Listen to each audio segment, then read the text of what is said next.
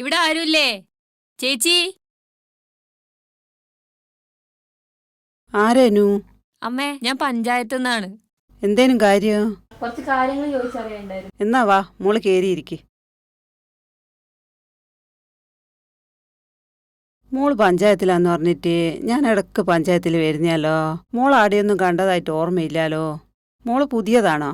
ഞാൻ പഞ്ചായത്തിലെ സ്റ്റാഫൊന്നും അല്ല അമ്മേ, സ്കൂൾ ടീച്ചറാ.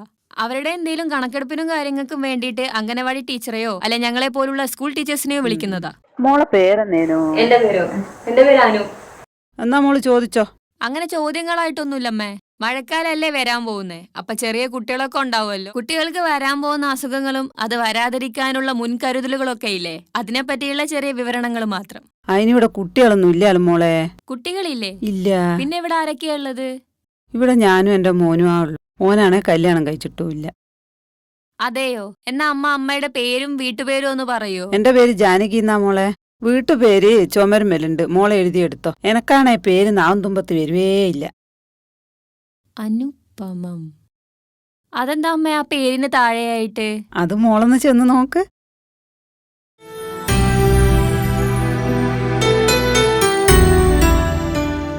ഇതൊരു വീണയാണല്ലോ അമ്മേ.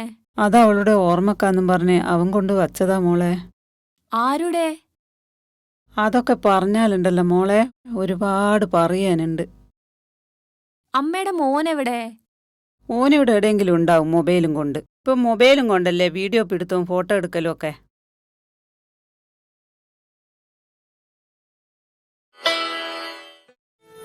അനീഷ് എന്നാണോ അമ്മയുടെ മോന്റെ പേര്? മോൾക്കറിയാവോ അവന്? ഒരു മിനിറ്റ് നിൽക്ക്, ഇപ്പം വരാം ഞാൻ.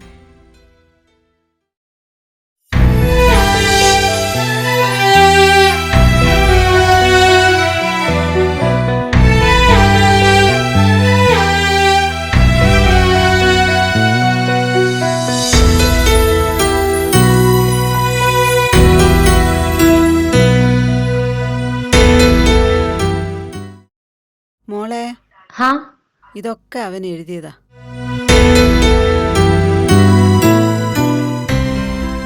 ഇതിൽ അവളെക്കുറിച്ച് ഏതോ ബുക്കിൽ എഴുതിയിട്ടുണ്ട്. മോക്ക് അവനെ അറിയോ? ഞാൻ പോട്ടെ അമ്മ എന്നാ.